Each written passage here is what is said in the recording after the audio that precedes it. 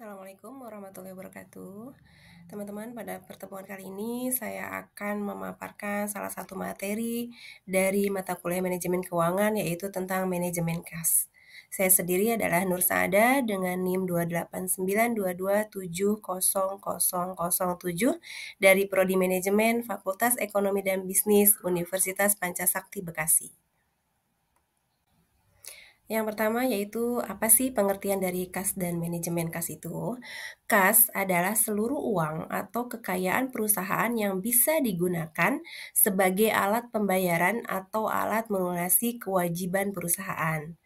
Kas tidak hanya berupa uang tunai saja, tetapi juga termasuk setara kas. Setara kas adalah investasi berjangka pendek dan dengan cepat dapat dijadikan kas dalam jumlah tertentu tanpa menghadapi risiko atau perubahan nilai yang signifikan ya. Nah, contohnya seperti sertifikat deposito, surat berharga pasar uang, reksadana pasar uang, obligasi pemerintah jangka pendek, dan lain sebagainya. Nah, apa sih manajemen kas itu atau cash management adalah cara perusahaan mengelola kas, baik penerimaan maupun pengeluaran kas. Manajemen kas yang baik perlu dilakukan oleh perusahaan agar terus menjaga keberadaan dan keberlangsungannya. Selanjutnya yaitu apa sih motif dari penahanan kas ini? Motif penahanan kas ini ada 3 ya. Yang pertama yaitu motif transaksi. Yang di sini yaitu kas diperlukan untuk memenuhi kebutuhan transaksi. Kemudian motif yang kedua yaitu motif berjaga-jaga. Kas ini diperlukan untuk berjaga-jaga menghadapi ketidakpastian di masa mendatang. Kemudian motif yang ketiga yaitu motif spekulasi. Di sini yaitu kebutuhan kas untuk memperoleh keuntungan karena perubahan harga surat berharga. Nah, ini akan menjadi investasi surat berharga ya. Selanjutnya yaitu tujuan manajemen kas. Utamanya terdiri dari 2 elemen ya. Yang pertama yaitu likuiditas. Nah, ini merupakan kemampuan perusahaan untuk melunasi kewajibannya seperti utang usaha, dividen, pajak ya pada waktu tertentu. Nah, pada tujuan manajemen kas, likuiditas dan arus kas perusahaan dijaga supaya seimbang. Kemudian tujuan yang kedua yaitu earnings. Ini ditujukan untuk memprediksi kas yang dikeluarkan menghasilkan keuntungan yang lebih besar. Oleh karena itu, tujuan manajemen kas di sini memastikan pembayaran kas dicatat dengan benar. Nah, apa saja sih perencanaan kas itu? Aspek utama dari perencanaan kas yaitu penyusunan anggaran kas, kemudian membuat proyeksi cash inflow, dan membuat cash outflow dan balance saldo ya. Kemudian agar tujuan tercapai ada 2 hal yang harus dilakukan. Yang pertama yaitu menentukan sumber penerimaan kas, misalnya kas dari operasi rutin, kas dari pelunasan utang jangka panjang, investasi dari pemilik, penjualan aktiva tetap, mengeluarkan obligasi, dan lain-lain. Kemudian tujuan yang kedua yaitu menentukan rencana penggunaan kas. Misalnya pembayaran dividen, pembayaran utang jangka panjang, pembelian aktiva tetap, dan membayar gaji karyawan, serta lain-lain. Sumber manajemen kas. Nah, di sini apa saja sih sumber manajemen kas itu? Sumber manajemen kas itu terdiri dari beberapa sumber yang menjadi arus kas masuk dan keluar dari perusahaan. Nah, beberapa sumber utamanya yaitu antara lain pertama dari penjualan ya. Sumber utama arus kas masuk perusahaan adalah dari penjualan produk atau jasa. Semakin banyak produk atau jasa yang terjual, semakin banyak arus kas masuk yang diterima perusahaan. Kemudian yang kedua, sumbernya adalah dari investasi. Nah, arus kas masuk juga dapat berasal dari investasi yang dilakukan perusahaan, seperti dividen, saham, bunga bank, atau pendapatan dari investasi lainnya. Kemudian dari yang ketiga itu dari pinjaman.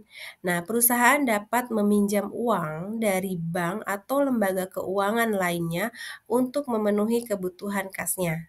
Arus kas keluar akan dikeluarkan untuk membayar bunga dan cicilan pinjaman. Kemudian sumber yang berikutnya itu dari pembayaran. Arus kas keluar juga berasal dari pembayaran kepada pemasok, karyawan, pajak, sewa, dan biaya lainnya yang harus dibayar oleh perusahaan. Kemudian sumber lainnya itu dari modal sendiri. Modal sendiri atau ekuitas merupakan sumber pendanaan internal yang dapat digunakan perusahaan. Arus kas keluar terkait dengan pembayaran dividen atau pengembalian modal sendiri. Nah, penggunaan kas ini untuk apa saja sih? Yang pertama yaitu pengeluaran untuk biaya produksi, kemudian untuk pembelian saham atau obligasi, sebagai investasi jangka pendek atau jangka panjang. Kemudian pembelian aktiva tetap, pembelian kembali saham yang beredar. Nah, kemudian ada juga untuk pengambilan kas dari perusahaan oleh pemilik, untuk pembayaran hutang jangka pendek atau panjang, untuk pembayaran sewa, untuk pembayaran bunga dan pajak dan lain-lainnya ya. Kemudian untuk apa lagi? Untuk pembelian barang dengan dagangan dengan tunai. Nah, ada juga untuk pembayaran biaya operasi perusahaan seperti pembayaran gaji, pembelian supplies kantor, biaya iklan, dan lain-lain. Dan bisa juga pengeluaran kas untuk membayar dividen. Kemudian ada juga beberapa transaksi yang tidak mempengaruhi kas. Nah, ya, transaksi yang tidak mempengaruhi kas adalah transaksi yang terjadi dalam perusahaan tetapi tidak mempengaruhi uang kas. Transaksi seperti ini biasanya terjadi dalam bentuk transaksi non-kas atau transaksi yang tidak melibatkan uang tunai. Nah, ini ada beberapa contoh transaksi yang tidak mempengaruhi uang kas seperti pembayaran stok dividen. Ini pembayaran dividen dalam bentuk saham ya. Kemudian adanya penyisihan atau pembatasan penggunaan laba. Adanya penilaian kembali aktiva yang dimiliki oleh perusahaan.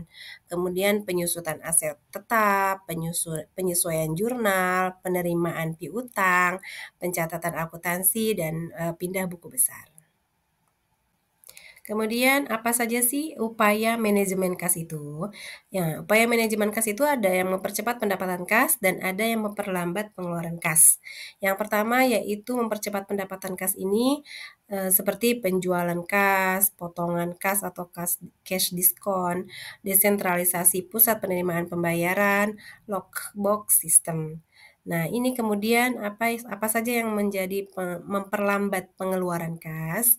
Yang pertama yaitu pembelian dengan kredit, memanfaatkan float, kemudian menggunakan draft atau cash bond, pembayaran secara sentral, dan cek dibayar pada hari tertentu. Nah, ini semuanya adalah bertujuan untuk meningkatkan saldo kas optimal. Teman-teman, apa saja sih manfaat pokok jumlah kas yang memadai? Yang pertama yaitu dapat memanfaatkan potongan harga dalam pembelian barang. Yang kedua dalam analisa credit card ratio dan exit test ratio merupakan tolak ukur yang pokok. Nah, untuk mengambil peluang bisnis sewaktu-waktu. Apa sih safety level of cash balance itu? Safety cash balance adalah jumlah minimal uang kas yang harus ada dan dipertahankan sebuah perusahaan supaya dapat memenuhi kewajiban finansial dan operasional setiap saat. Safety level of cash balance sebaiknya ditetapkan untuk periode normal dan periode puncak. Periode puncak adalah periode di mana kebutuhan akan kas memuncak. Nah, ini ada rumusnya ya. Untuk safety level of cash balance ini rumusnya adalah jumlah hari yang diinginkan dikali rata-rata harian pengeluaran kas. Nah, ini contoh soalnya ya. Untuk kas minimum yaitu perusahaan mercusuar menetapkan bahwa safety level of cash itu harus cukup untuk menutup pengeluaran selama 7 hari. Pengeluaran kas rata-rata sehari adalah berjumlah 800.000. Bagaimana safety level of cash balance-nya? Nah, kita masukkan rumus yang tadi ya. Nah, itu yaitu safety cash balance-nya yaitu 7 dikali 800.000. Hasilnya adalah 5.600.000. Kemudian apa saja sih model manajemen kas ini? Yang pertama yaitu ada model Baumol. Model Baumol ini adalah menekankan pada pemeliharaan saldo kas yang optimal untuk memenuhi kewajiban perusahaan. Di sisi lain, mengejar peluang investasi yang menguntungkan. Bila saldo kas cadangan sisa sedikit, perusahaan akan mengalami likuiditas. Sedangkan bila saldo kas cadangan berlebih, maka kesempatan perusahaan untuk berinvestasi akan hilang. Mari melihat satu contoh manajemen kas modal Baumol. Dalam suatu perusahaan, pemakaian kas tiap tahun adalah 1.200.000.000. Tingkat bunga dari sekuritas sebesar 12% per tahun, sedangkan biaya transaksi untuk mengubah sekuritas menjadi kas sebesar 50.000. Nah, untuk menghitung pengubahan jumlah sekuritas menjadi kas menggunakan rumus sebagai berikut ya. Q sama dengan akar dari 2 kali FT dibagi I. Nah, Q ini adalah saldo kas optimal, kemudian F-nya adalah biaya transaksi tetap, kemudian T-nya total kebutuhan kas satu periode, kemudian I-nya adalah tingkat bunga pada periode tertentu. Nah, tadi contoh soal tadi kita masukkan ke dalam rumus ini ya. Jadi, akar dari 2FT bagi I adalah 2 dikali, ini kan F-nya biaya transaksi tetapnya adalah 50.000, kemudian dikali dengan T, total kebutuhan kas satu periodenya itu adalah 1.200.000.000 dibagi 0,12. Ini 0,1 adalah 12% ya.